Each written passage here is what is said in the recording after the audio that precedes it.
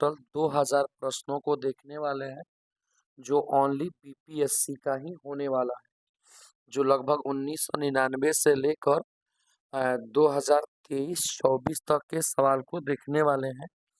जैसे 1 से लेकर लगभग हम लोग 40 प्रश्नों को देख चुके हैं, जो ओनली बीपीएससी के पीटी का प्रश्न है। तो आज के क्वेश्चन को हम देखेंगे, जो कि 41 नंबर से है। तो आइए शुरू करते हैं। पहला सवाल है 41 नंबर, कोपेन का वर्गीकरण। देखिए, इसमें बीपीएससी पीटी का पूछा हुआ सवाल भी होगा और कुछ नया सवाल भी होगा, तो ध्यान से देखिए, लिखना भी और प्लस याद भी करना है। कोपेन का वर्गीकरण योजना के अनुसार उत्तर प्रदेश और बिहार किस प्रकार के जलवायु प्रदेश में आते हैं? DFO, CWG, AW, इनमें से कोई नहीं। आंसर हो जाएगा बी, CWG। अगला क्वेश्चन, वातावरण मुख्य रूप से किसके द्वारा गर्म होता है? वातावरण मुख्य रूप से किसके द्वारा गर्म होता है? दीर्घ तरंग, लघु तरंग, परावर्तित और विकिरण के द्वारा, इनमें से कोई नहीं। आंसर हो जाएगा ए, दीर्घ तरंग के द्वारा। अगला क्वेश्चन, म्यांमार के साथ, यही वही म्यांमार है जिसे हम वर्मा भी कहते हैं, म्यांमार के साथ भारत के किन राज्यों की सीमाएं मिलती हैं? म्यांमार के साथ भारत के किन राज्यों की सीमाएं मिलती है? Option number B, Arunachal Pradesh, Nagaland, Manipur और मिजोरम की मिलती है। अगला क्वेश्चन देखते हैं। अगला प्रश्न है, ग्रीष्म ऋतु के अंत में पूर्व मानसून वर्षा होती है, जो केरल और कर्नाटक के तटीय क्षेत्रों में एक सामान्य घटना है।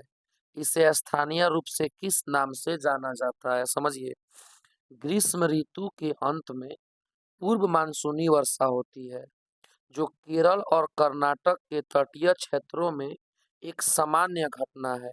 इसे स्थानीय रूप से क्या नाम दिया गया है? मैंगो शावर, ब्लॉसम वर्षा, नार्वेस्टर, इनमें से कोई नहीं। Option number A, mango shower.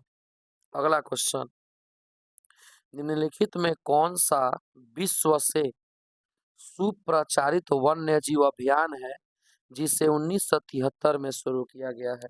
यानी किस वन्य जीव योजना को 1973 में शुरू किया गया है? सुंदरबन परियोजना, प्रोजेक्ट टाइगर, लायन प्रोजेक्ट, इनमें से कोई नहीं। आंसर हो जाएगा बी, प्रोजेक्ट टाइगर योजना।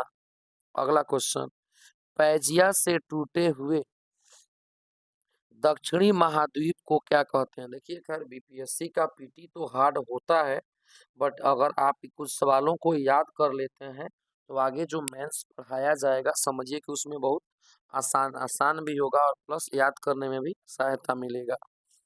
पैजिया से टूटे हुए दक्षिण महाद्वीप को क्या कहते हैं? प्रशांत महासागर, लॉरेशिया, गोंडवाना लैंड, इनमें से कोई नहीं।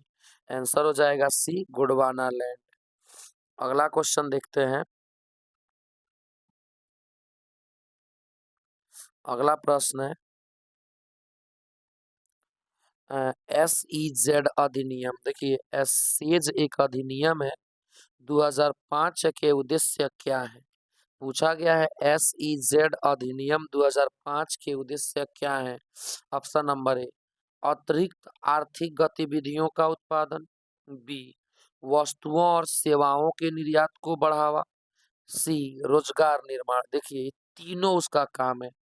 SEZ अधिनियम जो 2005 में बना था, ये तीनों उसका काम है, यानी ऑप्शन नंबर बी, 1, 2 और 3। अगला सवाल को देख लेते हैं। अगला क्वेश्चन है 48 नंबर, ध्वनि की तीक्ष्णता किसके द्वारा निर्धारित की जाती है? ध्वनि के वेग के द्वारा, ध्वनि के आयाम के द्वारा, ध्वनि के तरंगदैर्घ्य के द्वारा, इनमें से कोई नहीं या एक से अधिक। आंसर हो जाएगा सी, ध्वनि के तरंगदैर्घ्य के द्वारा। अगला क्वेश्चन, गरीबी रेखा को निर्धारित करने के लिए कौन सा संगठन सर्वेक्षण किया गया है? गरीबी रेखा को निर्धारित करने के लिए कौन सा संगठन सर्वेक्षण किया गया है? आरबीआई, एनएसएसओ, नीति आयोग, इनमें से कोई नहीं। Option number B, NSSO. अगला क्वेश्चन देख लेते हैं, अंतिम और 50 नंबर प्रश्न क्या कह रहा है। 50 नंबर सवाल है, भारतीय संविधान को बनाने में कितना समय लगा है? देखिए, भारतीय संविधान को बनाने में लगभग 2 वर्ष 11 माह 18 दिन का समय लगा है।